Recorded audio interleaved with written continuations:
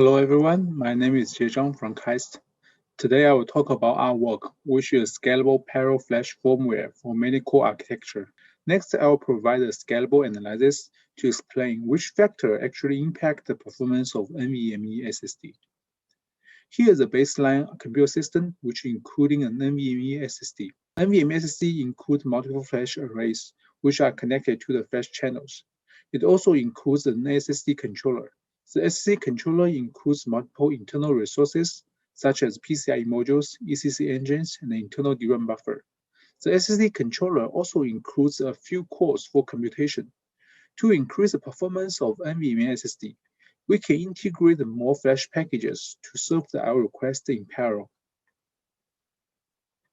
We examine the performance of flash arrays by varying the number of flash packages. As you can see from the figure, both the read and the write bandwidth can go beyond 1 million IOPS by employing 256 flash packages.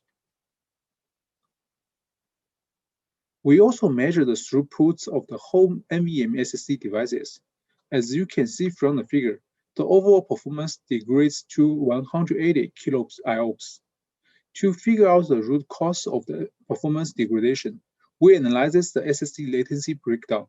As you can see from the figure, the flash access latency actually accounts for only 15% of the total SSD access latency when we increase the number of flash packages to 256. The remaining 85% of SSD latency comes from the SSD firmware. The firmware includes the DMA, address translation, I/O fetching, parsing, and caching. This is because the SSD controller has limited computation power to serve the increasing flash packages. To address the challenges, we can increase the number of cores in the SSD controller. Each core can execute an instance of the layered firmware. We examine the performance of SSD controller by varying different number of flash cores. We expect the performance can scale with the number of flash cores. However, the actual performance of SSD controller saturates at around only 500 kilo IOPS.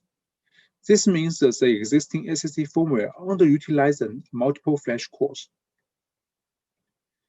The root cause of such performance degradation is that many resources in the SSD firmware are shared by all the flash cores, such as system memory space, SSD internal memory space, logical block address, physical address space, and the NAND flash access.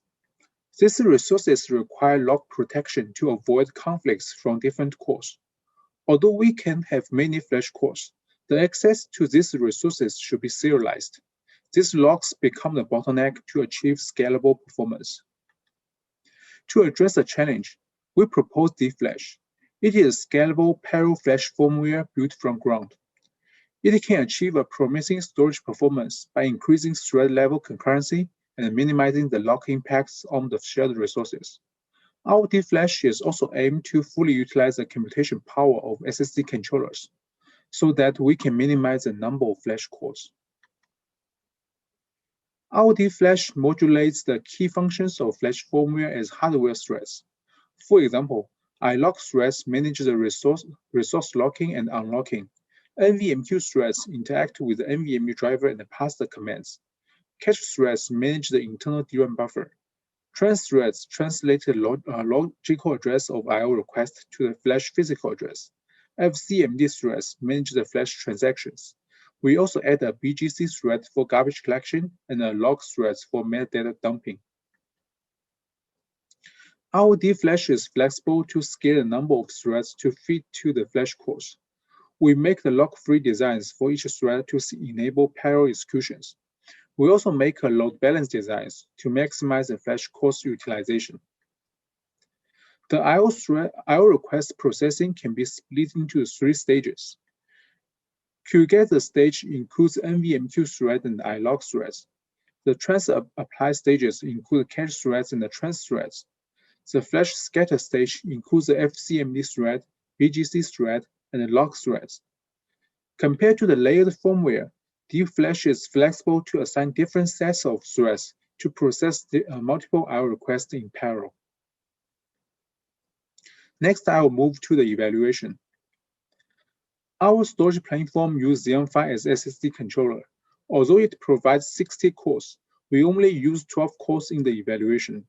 Our flash array contains 256 MLC peer packages, which can deliver more than 1 million IOPS per bandwidth. We configure 4 different SSD firmware. 750 SSD and the 4600 SSD are real SSD devices. Mini-layered is an SSD platform which creates multiple flash cores, and each flash core is queued an instance of the layered SSD firmware. DeepFlash is our proposed SSD platform, which includes all lock-free designs and the load-balanced designs. Firstly, I will show the overall performance. One of our observations is that real SSD experience poor performance when serving small I/O requests.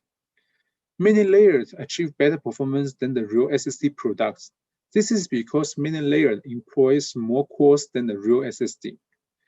DeepFlash can parallelize the I/O processing in SSD firmware, so DeepFlash can achieve best performance for small I/O requests.